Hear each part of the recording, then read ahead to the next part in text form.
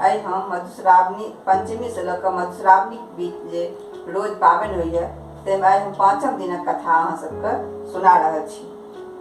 पाँचम दिनक कथा अछि दंत कथा पर आधारित महादेवक परिवारक कथा।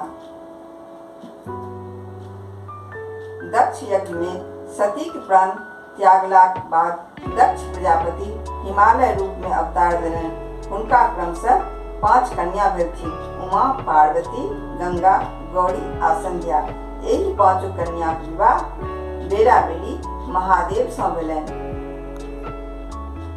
हिमालयक पत्नी मनायनक पहिल पुत्री जखन 5 वर्षक भेली तखने महादेव के वर रूपे प्राप्त करबाक कामना सँ तपस्या करबाक हेतु वन विदा भेली। माय मनायनिक हुनको उमा कहि के मन केलनि, तथापि ओ चली गेली, तें हुनकर नाम उमा पड़ल। 8 वर्षक भेला पर महादेव हुनक तपस्या सँ प्रसन्न भय हुनका सँ विवाह करय लेल। ई समाचार सुनी मनायन बताय जकाँ करय लगली जे फूल सनक बेटी के बुढ़बा बर भय गेल। हिमालय के दोसर बेटी पार्वती भेलखिन, हुनका बाढ़ी उमे जकाँ छल, ओहो थोड़बे दिन में विवाहक योग्य भऽ गेली।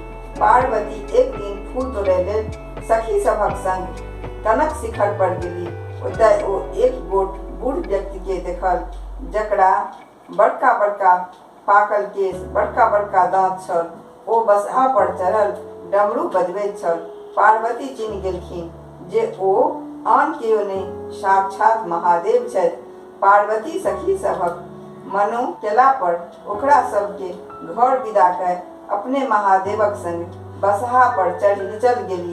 सखी सब घर आबि मनाइन के सब बात कहलखिन। ओ अपन कपार झाँटय लगली जे हमरा कपार में की लिखल अछि जे एना भऽ जाइत अछि, किंतु आब जे भऽ गेल तकर कोन उपाय। हिमालय के तेसर बेटी भेलखिन गंगा। ओहो जखन पैघ भेलखिन तखन एक दिन महादेव भिखारी रूप में आबि के गंगा के अपन जटा में नुका भागि गेलाह। मनायन के जखन ई बुझलनि तखन फेर माथ कपार झाँटय लगली जे बुढ़बा यह धंधा छै जे हमर बेटी सबके चोरा के ले जाइत अछि। तहिया सँ गंगा सतत महादेव जटा में रहय लगली। ई भेल 5म दिनक कथा। 5म दिनक कथा पूराक बाद फेर 5 दिनक जे सारांश सुनि लिअ। पुरैनिक पत्ता झिलमिल लत्ता तहि जल बिसरी बिसहरि माता, हाथ सुपारी खोइछा पान बिसहरि कत्ती शुभ कन्या।